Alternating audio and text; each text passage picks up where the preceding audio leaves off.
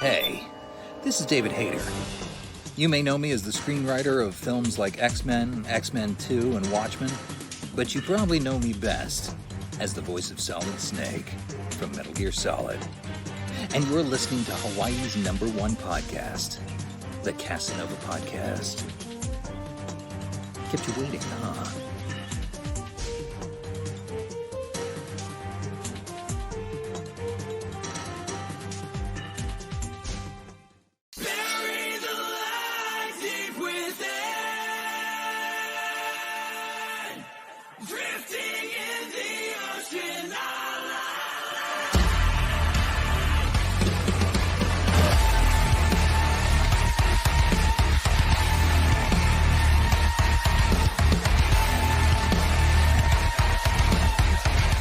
All right, and welcome everyone to another episode of Hawaii's #1 podcast, the Casanova Podcast. I'm your host, Mikhail Casanova, and I have the honor and privilege of having the one, the only Jeffrey Montoya on the show. And man, how's it going?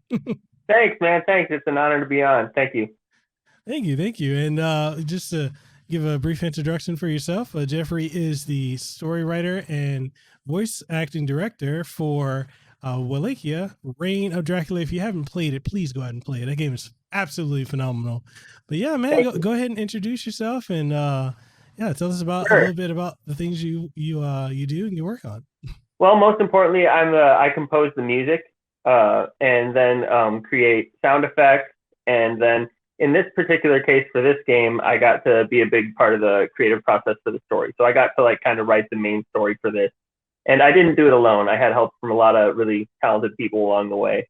Meg included, Mario Santos, and an author that I worked with that we can talk about more about later. But yeah. Okay. So yeah, man, I had a lot of help from different people, and and it was just a really cool process because this was an idea for a game that I had many years ago, and Mm-hmm. when I met Meg, he was actually working on a fan game called Castlevania: The Lecarde Chronicles, and it was part 1 that he was working on. Yeah, so I was working on what was going to be Wallachia when I met him, and he was doing that. I'm like, oh, this is fantastic. This is really I would love to work with him. So I sent him a couple songs, and it kind of went from there, and we wound up doing Lecarde Chronicles 2 after that. But the ideas for this game were that far back. It was something we had already been talking about along the way. But awesome, yeah, awesome. And what was the for Wallachia? What was the inspiration for it? Was it just you had the idea kicking around in your head and you're like, let's go ahead and do it, or what was the process for that?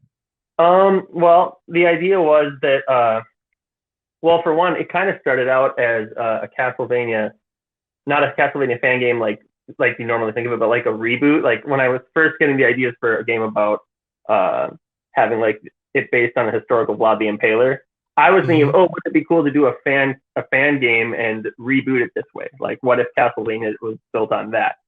So it kind of started like that, but then it evolved into just its own thing by the time that I was working on it with Mick. But the inspiration was just to kind of bring Vlad the Impaler in as the spotlight and not the vampire mythos as an introductory.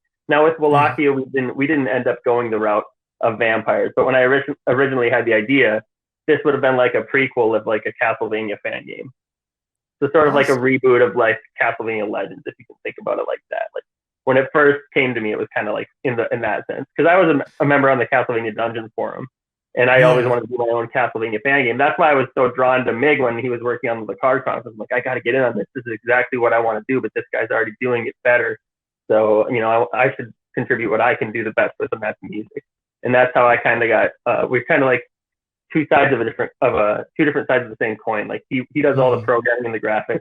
I do all the audio and the music, and we work together on story. And yeah, so our talents complement each other well. So we can just kind of work and, stay out of each other's way and just at the same time be very focused on the same thing. Dude, I'm glad you brought up Castlevania Dungeon. I used to live on that website, dude. That was the go-to information, go-to site for all information Castlevania. It's so crazy, thinking about how things are so different now. We've got wikis and everything like that. And I think a lot of the younger generation may not understand what it was like 10 or so years ago, like, man, we had the website. So we had Castlevania Dungeon, we had the Double Dragon Dojo. That takes me back. Yeah, man, for sure. And I didn't really start, like, I had been using the website just as a database for Castlevania games for a long time before I actually like started like posting on the forum, which is where I met Mig. Mm-hmm. But yeah, man, like the Castlevania Dungeon is where I like found out about haunted castles and stuff like that. And I'd been a Castlevania fan since I was like 6 or 7 years old. I got Castlevania 1 for my birthday on regular Nintendo, and I was just obsessed with it. I could never beat level 1, but I would play it like every day, and the song like Vampire Killer was just ingrained like in my soul, you know, man, from such a young age. So yeah, that's how we all came together from there. So. Okay, so I have to ask you, what's your favorite Castlevania game? Super Castlevania 4. Top three. Top 3. Castlevania 1 on NES, Super Castlevania 4, and I hate that you say top 3 because I have to pick Symphony of the Night. Top 5. Top 5. Well, I got to pick Symphony of the Night. I can do 3. I got to pick Symphony of the Night for top 3. But Simon's Quest is one. I know it's an imperfect game, and a lot of people have their complaints about it. But that's one that I spent a lot of time just like in my formative years playing games, just roaming around on. And I wouldn't even necessarily always beat the game, but like I would just take it in a lot when I was a kid. I played it. So that game has a big influence on me. It's interesting how like so many people, like you see the countless YouTube videos where people are talking about how much they hate Castlevania 2 or it's not that good. Like, and granted, it is imperfect in many ways. It was actually my first Castlevania. I remember playing it back in, I want to say either 1990 or 91 when I was a kid. And I just got obsessed with that game. Like, it just drew me in because you can literally go anywhere. I mean, when you start off, for the young folks who never played it, you can go play it on the Castlevania Collection. But you can either, at the first town, you can either go left and die, or go right and then like start farming hearts and whatnot so you can get either the thorn whip and then go and get the white crystal because you're going to need that to go forward. And then it's that game just was my obsession when I was younger. So I started off with that, and I went back and I played Castlevania 1, then 3, and then I want to say like 92 I played Super Castlevania 4. And my family, I think most of it because my dad used to travel a lot when he was in the military. He ended up coming home, I want to say in 94 or something. He brought home the PC Engine or the TurboGrafx, the PC Engine, and he had Rondo of Blood. Yeah. And that was the first time. So we actually got to play it, and I remember like people were hyping up like how great it was, and we played it, my brothers and I, we were just hooked on it. And then they made the Dracula X was the port to the how would you describe Dracula X? I would describe it as a reusing of the assets. Yeah. And kind of a reorganizing of those ideas, but I don't know how they thought necessarily in better terms. But I don't know. I like both games. I was lucky enough to have Rondo of Blood on a Turbo Duo, and we ordered it off of eBay. We got the actual copy first I got the Turbo Duo, and then it took me a while to win a copy of Rondo of Blood on eBay. So it was a process, but it was awesome. It blew my mind. Awesome. So with sorry, my cat's down here biting me. Oh, no worries, man. No worries at all. So like with Wallachia, when it came with you, like pinning the story and working with the story on that, and I know you say you want to talk about Vlad the Impaler instead of Dracula the Vampire. Oh yeah. What because I when I first played it and I was seeing the trailers for it, the first thing that I got the impression with, and you mentioned it earlier, was Castlevania Legends. Yeah. I always thought like that was a good point for Castlevania. Like I still think they could work it in. I know they're not going to, but I always liked the idea, the origin point of, Sonia Belmont and Alucard, and what if the Belmonts had Dracula's DNA in some instance, with Trevor being the grandson. So I always thought, I always liked that idea. But yeah, when I first saw Wallachia, it immediately made me think of that. And I was like, man, where's this going? Especially when you beat the game. I don't want to spoil it for people, but when you beat it, I'm like, man, where's this going from here? You know? Yeah. And we have thrown around plenty of ideas for a sequel of where it could go. But we have no plan right now to make a sequel for that. We kind of focus on one thing at a time. So I don't know for sure if that's going to happen, but if it does, we have some pretty cool plans for it. But Awesome. But I'm sorry, what was your question? It was so like with creating the narrative, like what was the direction you wanted to go with, like in your portrayal of Vlad, and you know, just the direction of that story? Like, it's really well told with the cutscenes. Like, I love the cutscene direction. Thank you. Well, I wanted to tell something that I was really inspired by the film 300. But just the way that it like blended like the reality with the fantasy of it, where the fantasy didn't go so far, but it went far enough where things could happen in a stylized way. And of course, like when you're working within the bounds of what a video game is, you have to, I mean, characters can do things that are impossible, right? Like the game won't be fun if you don't, like having a double jump and stuff like that and charge shots and all this. So we kind of worked in a little bit of fantastic weaponry and stuff like that, but we try to keep it grounded. And if you actually like follow through, like there's dates to like things that are happening, like level 3, the night attack, level 4, I'm sorry, the night attack, like it like lists like the date of when that happened and everything. And that's like an actual real event where we took that straight from history. So like it gets kind of often we've thrown in different characters that are still based on history that were alive at the time, but definitely weren't there. Christian Rosencreutz definitely probably wasn't there. Obviously, Constantine, he's one of the helpers. He actually was part of Mehmed's army, so that's pretty cool. We actually found some pretty good characters to use, but yeah, just to keep it as close as I could and still make it fun. Okay. And the author that helped me with the story that I was telling you about, Alan C. Bayard, he wrote a book about Dracula called Son of Dracula. It's the same thing. It's like a fictitious story, but based off the real history of Vlad the Impaler. Okay. And yeah. So I had a lot of help, and I really liked it. I really appreciate that people are getting it and that people like it. So. Awesome, man. Awesome.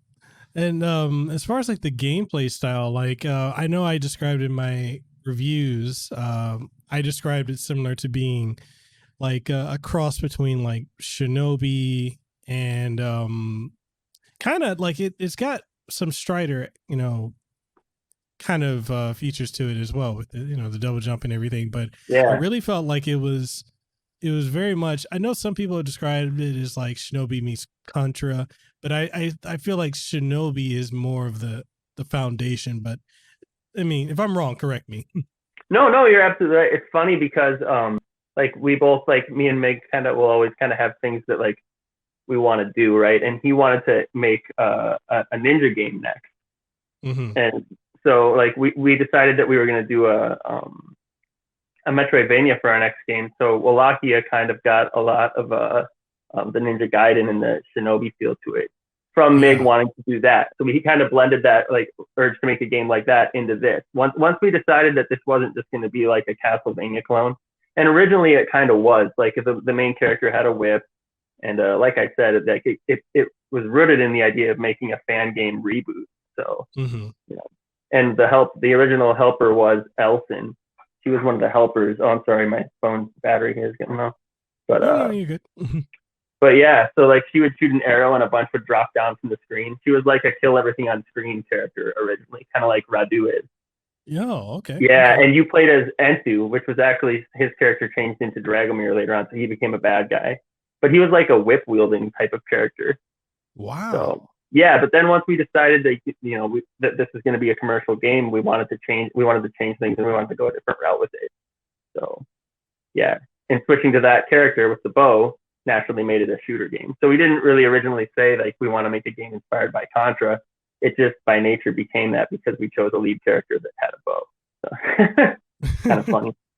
Yeah. Awesome. Yeah. I know a lot. I've seen a few reviews where people are saying like it's it's like contra hard or just incredibly difficult. And I know in my review, one of the things that I said was that while the game is difficult, it's fair. Like it's not ball bustingly hard. It's fair in the sense of PC when it came out. Yeah, because I played it on PC. Yeah, do you remember then that when it came out for the first, like, I can't remember how long it was a couple weeks to a month, I think, that it had limited continues of only like 3 continues. So you didn't think it was too hard even like that? Well, trial and error. But I felt the main thing I felt about the game, even when I played it on PC and again on the Switch, is the game teaches you how to play it. Like the challenge is like every time something new is introduced in a way for you to be able to adjust to it. Like each level, the first level introduces you to, the enemies running towards you, the sweeping birds, the guys that can charge their double-handed or double-edged sword. It preps you for everything you're going to come towards, like in the last level, the later levels. And if you pay attention to it, you can literally, like, I did a couple no death runs because I got used to like how it's doing, and that's how I was able to get through the 3 lives. And I'm like, okay, so here's the pattern. They're going to come in this wave. I need to do this. I need to double jump here. I need to shoot in this direction. I need to use a sword because if I can't fire off arrows quick enough, I've got the screen nuke with Radu. I can do that, or use I'm trying to think of his name, who gives you the invincibility, because I used to abuse that. Christian, yes, yeah. So I would use that to, especially on Vlad. Like that was the best way for me to get through his last form. And this was a big concern of Mig too, like that the game would be too easy. And we all kind of like the group of us that were testing it. That's how we all kind of felt about it, was because we had tested it so many times. Obviously, we were so good at it by that time, because it's one of those games like once you kind of get the mechanics of it down and you kind of memorize the levels a little bit, you can really blast through it. So hopefully it's fun for speedrunners in that way, because you can continue to challenge yourself in that way. But that's what's the tricky thing, man, is because like some people have such a hard time and some just blaze through it, and we're always trying to find that balance. It's to find the right temperature for the porridge is really, really, really difficult. It is like it's like not even like something you almost want to just do what feels right, just go by what feels right to you guys. And it's also a part of the artistic expression, the difficulty of it, if you look at it that way too.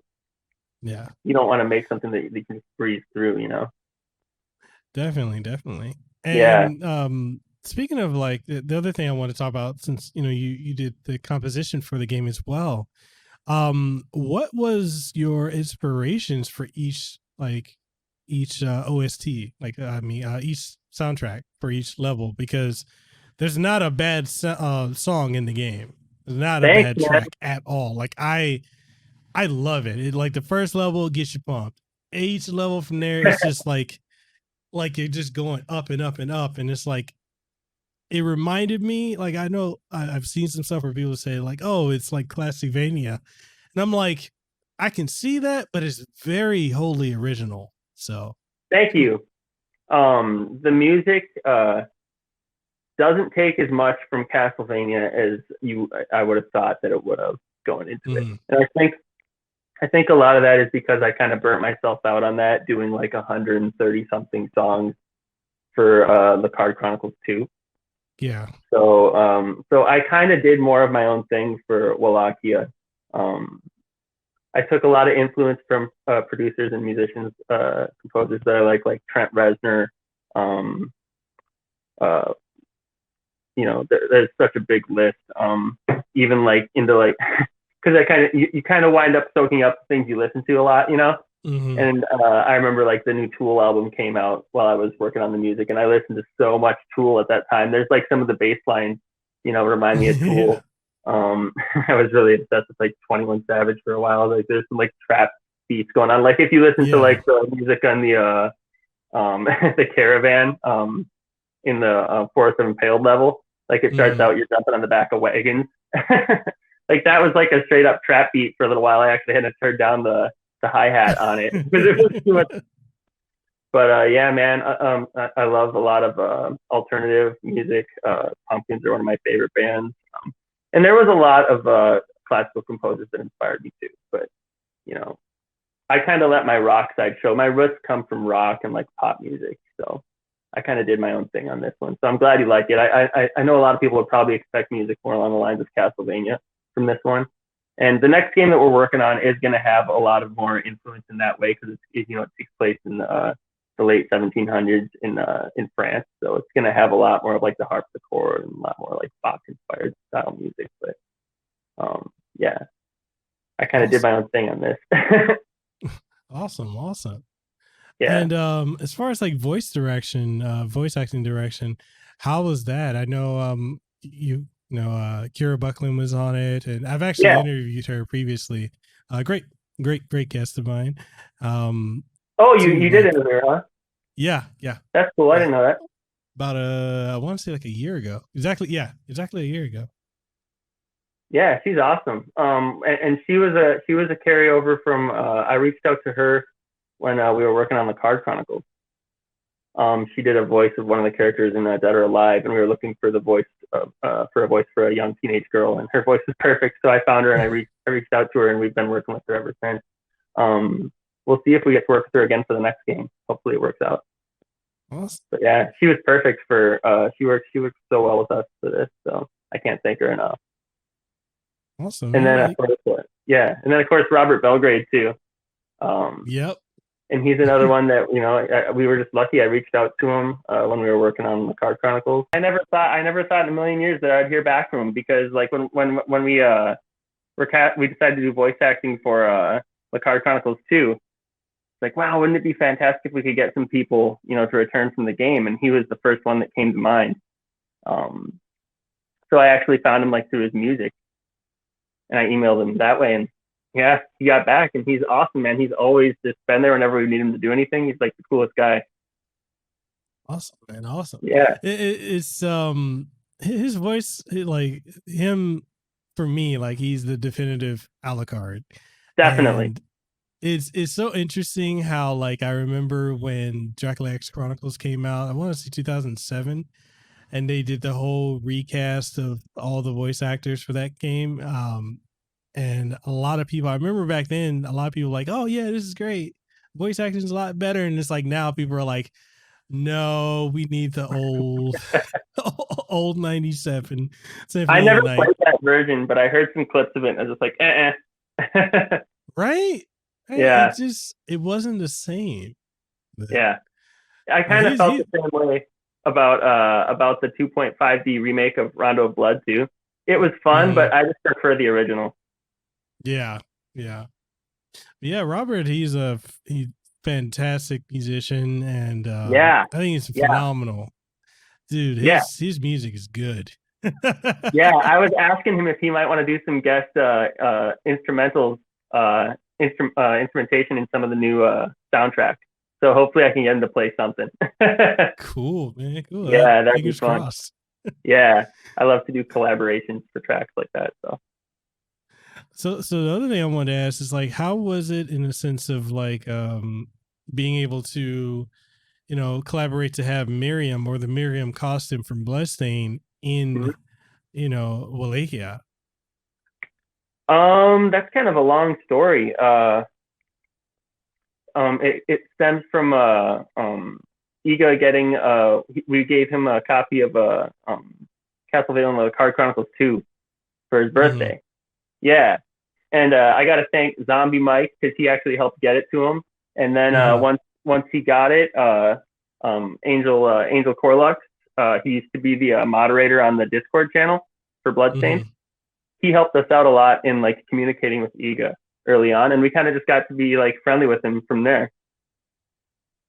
Wow. He was really supportive. Yeah, he told us that he loved Lecarde Chronicles 2, and like he thought like Wallachia was like a gem. He's been just like the sweetest guy to us. That's awesome. I mean, is it surreal? Like, it totally is. Yeah. Sorry, a cat here. My cat's playing with me. Oh, no worries, dude. I have 3 cats, so I understand. Yeah. No, it was totally surreal. And I mean, I still can't believe that like he like when I reached out to him and I was like, hey, do you think we could do a crossover and do like Miriam's costume? You know, I never thought they would ever say yeah, and it just kind of blows my mind. So Awesome. And the fact that he had played the Lecarde Chronicles and actually like liked it, you know. And it was the same thing. I've gotten a little bit in a little contact with Miriam too, and she's been super supportive of us along the way. So they're all just really sweet people.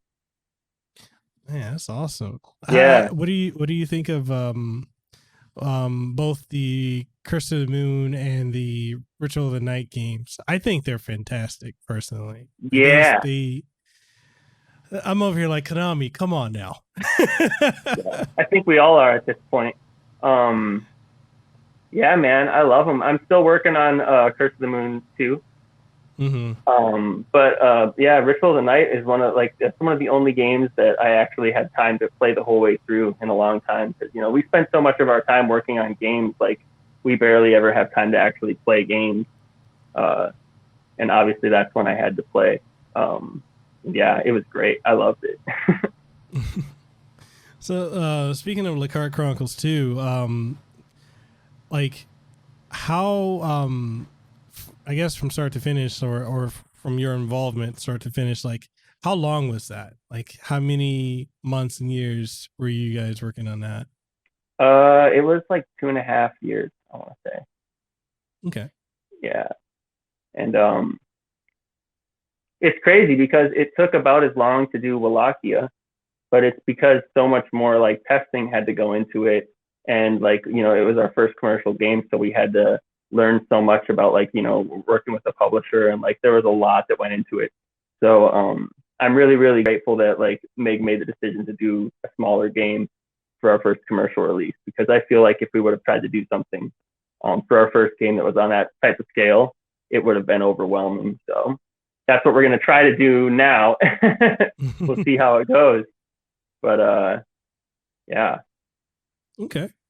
And is Wallachia, is it going to be coming to more platforms, or is it just going to be Steam and Switch at the moment? I think it's just going to be Steam and Switch.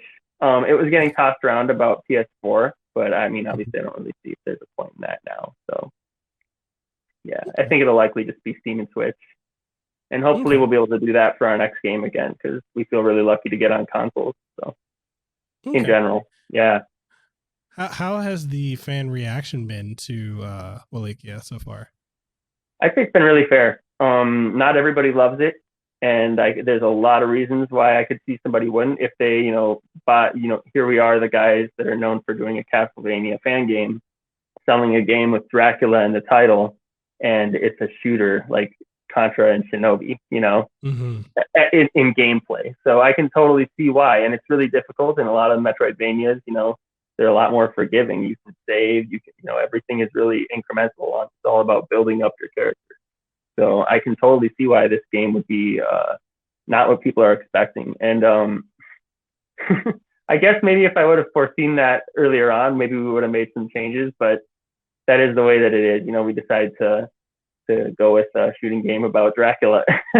So, you know, I can't blame anybody that would critique it for not being what they expected. I would understand, but I would say the reception other than that has been really good. You know, some people think it's really, really hard. I understand that too. So yeah, I'd say really fair. Okay.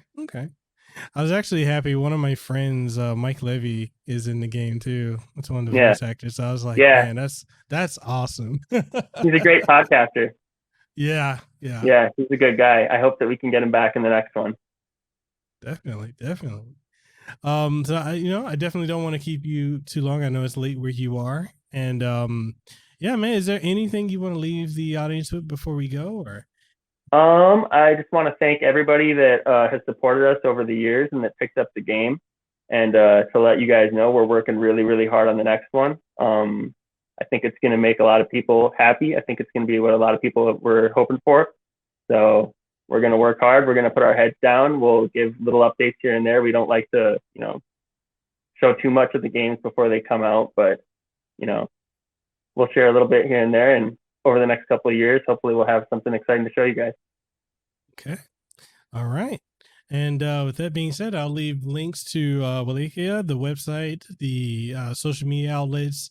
It will be down in the description below for the podcast. So if you're watching it on YouTube or if you're watching it on Twitch, you'll be able to catch it in the description. If you're listening to it, we're on all major podcasting outlets. So Apple Podcasts, Google Podcasts, Spotify, Stitcher, TuneIn Radio, iHeartRadio, Pandora, and now on Amazon Music. So links for everything will be in the description below. And again, Jeff, thank you so much for coming on the show, man. This has been an honor having you on. Thanks for having me. Sorry about that phone. No worries, man. No worries. And my apologies, because for the audience who may not know this, we were supposed to have done this recording a week ago. I overslept, and I felt terrible because I woke up and I was like, I feel rested, and then I woke up. I was like, oh crap, I'm 2 hours late. So I'm glad we were able to reschedule this, man. So I appreciate you being flexible. Yeah, I missed mine today. I was locked in. I'm working on a new song for a collaboration with one of our artists. Hopefully we come out with it soon. But yeah, I was just locked into the moment and the time just like slipped away from me. So sorry I missed our appointment today. No worries at all. No worries at all. I understand. So yeah, right, man, with that being said, this is the episode. Jeff and I will catch you on the next one. And y'all stay safe, and we'll see you on the next one. Thank you so much for tuning into this episode. I hope it was informative, engaging, and you enjoyed it. And if you did, make sure you go ahead and leave a rating and a review. It greatly helps out the podcast and helps the platforms that we're on go ahead and promote us more so that more people can check it out. And if you're wondering what all platforms we're on, aside from what you've listened to it on, we're available on Apple Podcasts, Google Podcasts, Stitcher, TuneIn Radio, Pandora, Spotify, Amazon Music, and more. And if you want to support the podcast, then we've got Patreon, so patreon.com/MikhailCasanova, which allows us to continue doing what we're doing. If you're looking for this in video format, we're also available on twitch.tv/MikhailCasanova, as well as youtube.com/MikhailCasanova. So with all that being said, I'll catch you on the next episode of Hawaii's #1 podcast and the #1 podcast in the Pacific, the Casanova Podcast. You have a great day, and I'll see you on the next one.